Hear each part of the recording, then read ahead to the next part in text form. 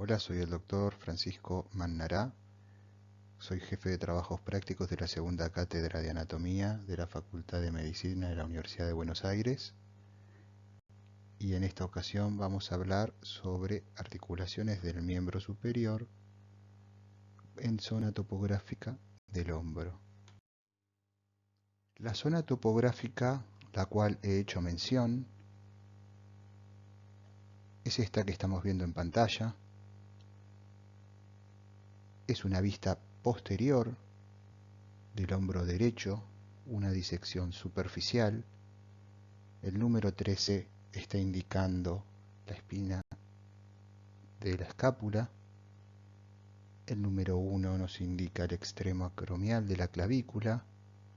El 2 la articulación acromioclavicular y el 3 el acromion. Se describirán las siguientes articulaciones: articulación de la cintura escapular entre sí, articulación de la cintura escapular con el tronco y la articulación escápulo-humeral. En pantalla vemos las distintas articulaciones a las cuales haré mención. Articulación de la cintura escapular entre sí sería la articulación acromioclavicular.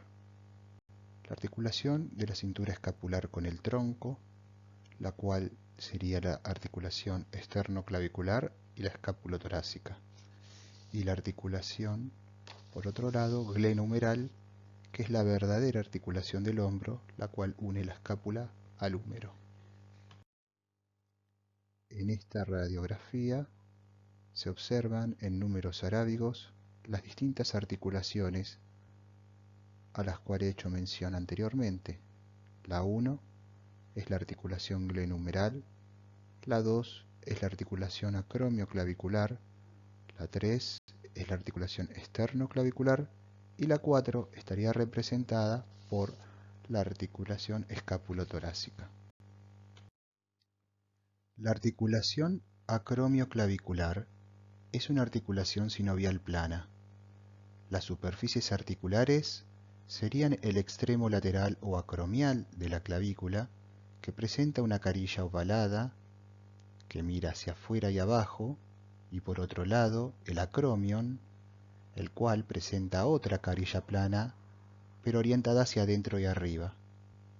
Ambas superficies se encuentran recubiertas por cartílago hialino y presentan un disco articular incompleto, y sus medios de unión están conformados por la cápsula articular, la cual se adhiere a las superficies articulares, y el ligamento acromioclavicular superior e inferior. Los ligamentos coracoclaviculares se encuentran a distancia de la articulación. Sin embargo, aseguran funcionalmente la misma.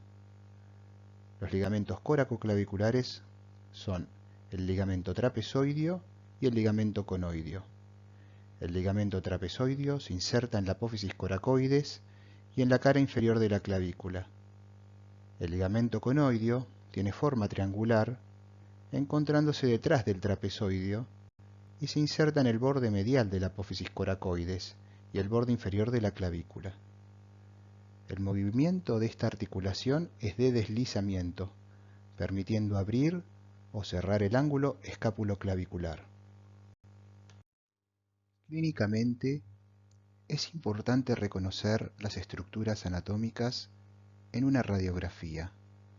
Si lo relacionamos al tema que estamos haciendo mención, o sea, a la articulación acromioclavicular, podemos observar, como se ve en esta radiografía, la luxación acromioclavicular, la cual, como ustedes podrán ver, es la pérdida del contacto normal que existe entre el acromion y la clavícula. El mecanismo lesional frecuentemente se debe a la caída sobre el vértice del hombro, lo que ocurre con frecuencia en los jugadores de rugby. En el examen físico podemos observar el signo de la tecla de piano. Eso se demuestra anatómicamente dado que hay una ruptura de los ligamentos coracoclaviculares y entonces aparece como un escalón a nivel de la articulación acromioclavicular. Si clínicamente empujáramos con el dedo el extremo lateral de la clavícula hacia abajo, ésta se reduce y se vuelve a luxar si dejamos de hacer presión. La articulación externoclavicular es una sinovial en forma de silla de montar. Las superficies articulares son el extremo interno de la clavícula que presenta dos pequeñas carillas que forman un ángulo saliente, separado de un borde redondeado, y dos carillas articulares que forman un ángulo entrante. Uno se encuentra en la zona superoexterna del manubrio external y la otra en el primer cartílago costal.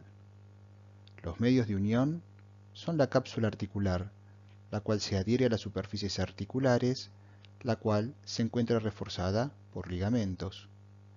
Describimos el ligamento anterior, el cual se dirige desde el borde anterior de la clavícula al esternón y al primer cartílago costal. El ligamento posterior, el cual se dirige desde el borde posterior de la clavícula al manubrio esternal. El ligamento superior o ligamento interclavicular, el cual está formado por dos tipos de fibras, unas cortas, que unen la cara superior de la clavícula al manubrio esternal, y otras largas, que unen el extremo interno de ambas clavículas formando el ligamento interclavicular. El ligamento condrocostoclavicular es el verdadero ligamento de la articulación y presenta una forma romboidal, uniendo la clavícula con el primer cartílago costal y la cara inferior de la clavícula. Los movimientos son limitados y de pequeña amplitud. Como podemos observar en esta diapositiva, la articulación escápulo-torácica no es una verdadera articulación, es del grupo de las cisarcosis, cuyas superficies son músculos, subescapular y serrato anterior. Los movimientos son de deslizamiento sobre la pared torácica. La articulación glenohumeral une la escápula al húmero. El tipo de articulación se clasifica en sinovial esferoidea. Las superficies articulares son la cabeza del húmero y la cavidad glenoidea que está ampliada por el labrum glenoideo. Los medios de unión son la cápsula articular que se inserta en la cara superficial del labrum y la cavidad glenoidea, llegando hasta la base de la apófisis coracoides. Hacia abajo se extiende hasta la inserción del tendón de la cabeza larga del tríceps braquial. A nivel del húmero rodea el cuello anatómico. Los ligamentos, como podemos ver en la diapositiva, son el ligamento coracohumeral y los ligamentos glenohumerales superior, medio e inferior. Si observamos la diapositiva podemos observar que el ligamento coracohumeral se dirige desde la apófisis coracoides hasta el tubérculo mayor y menor del húmero. El ligamento glenohumeral superior se inserta en el labrum y la cápsula y llega hasta el cuello anatómico. El ligamento glenohumeral medio se extiende desde la parte media del labrum glenoideo por debajo del anterior, llegando hasta el tubérculo menor. El ligamento glenohumeral inferior se dirige desde el labrum y cuello de la escápula y termina en la cara inferior y anterior del cuello quirúrgico a nivel del húmero. En la cara anterior, entonces, encontramos los tres ligamentos glenohumerales que delimitan dos orificios o forámenes: el foramen oval superior o de Weisbrech entre el ligamento glenohumeral superior y medio, que es el punto más débil de la cápsula, y el foramen inferior entre el ligamento glenohumeral medio e inferior. Los movimientos de la articulación son aducción, abducción, flexión, extensión, rotación y la circunducción como suma de todos los anteriores. Las bolsas serosas son dependencias de la serosa articular. Dentro de las bolsas serosas del hombro encontramos las bolsas serosas del subescapular, del tendón de la porción larga del bíceps, la bolsa subdeltoidea o subacromial, la cual se encuentra entre la parte superior de la cápsula articular y la cara inferior del acromion, la bolsa subcoracoidea, entre la cápsula y la cara inferior de la apófisis coracoides, y algunas bolsas musculares entre el tendón del bíceps, del coracobraquial y la cápsula articular. Por otro lado, vamos a hacer referencia a la fotografía que tenemos en esta diapositiva de una articulación del hombro derecho. Con el número 1 tenemos la articulación acromioclavicular, con el 2 la cápsula de la articulación del hombro, el 3 marcaría el ligamento conoide, el 4 el ligamento coracoacromial, el 5 es la bolsa subacromial, el 6 es la bolsa subescapular, 7 el ligamento coracoideo, 8 es el tendón de la porción larga del bíceps braquial y el 9 es el ligamento trapezoide. En esta imagen observamos una imagen coronal de resonancia magnética, una artrografía del hombro y las referencias, las cuales haré mención. El 0 es el tendón del supraespinoso, el 1 es el acromion, el 2 marca la vascularización del hombro por la arteria circunfleja humeral y la inervación por ramos del nervio axilar. El 3 es el fondo de saco axilar de la articulación del hombro, 4 la clavícula, 5 el músculo deltoides, 6 la cavidad glenoidea, 7 el labrum glenoideo, 8 el húmero y 9 el músculo supraespinoso. Este es un preparado anatómico de la articulación del hombro derecho, el cual está abierto desde atrás. Se ha retirado la porción posterior de la cápsula y lo que podemos observar es la superficie interna de la parte anterior de la cápsula, que está marcada con el número 2, y los ligamentos glenohumerales. Fíjense en las referencias. El número 10 sería el ligamento glenohumeral superior, el número 8 es el ligamento glenohumeral medio y el número 6 el glenohumeral inferior. Nótese en el número 9 el foramen al cual habíamos hecho mención anteriormente, y es un punto de debilidad de la cápsula articular, dado que puede provocarse una luxación de la articulación glenohumeral a través de este sector.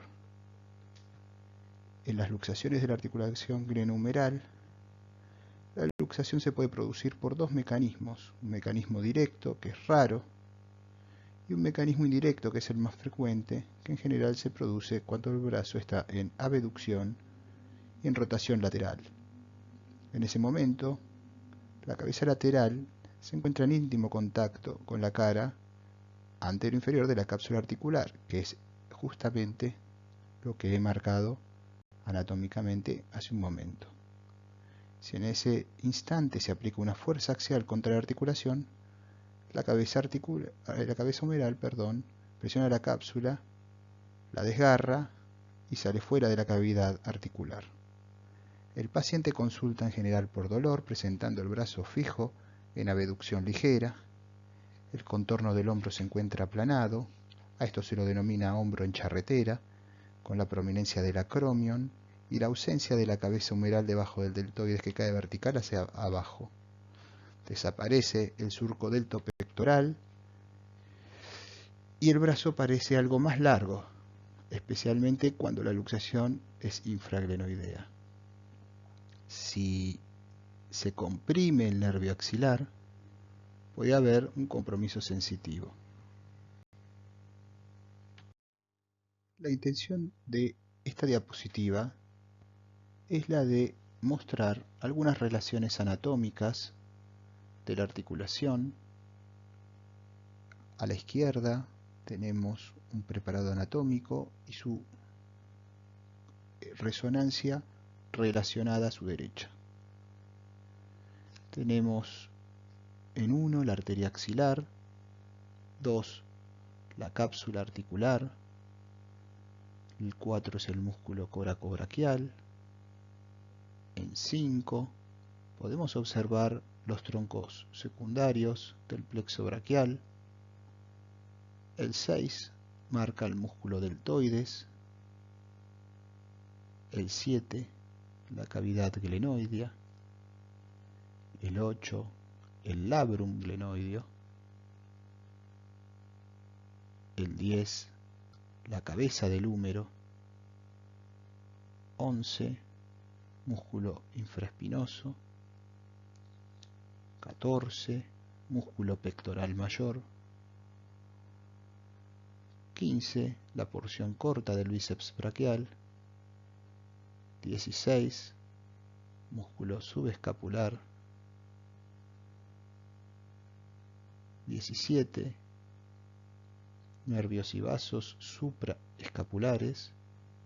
Y el 18, el tendón de la porción larga del bíceps braquial en la corredera bicipital. Finalmente, esta es la bibliografía que se ha utilizado para realizar esta clase virtual. Muchas gracias por su atención.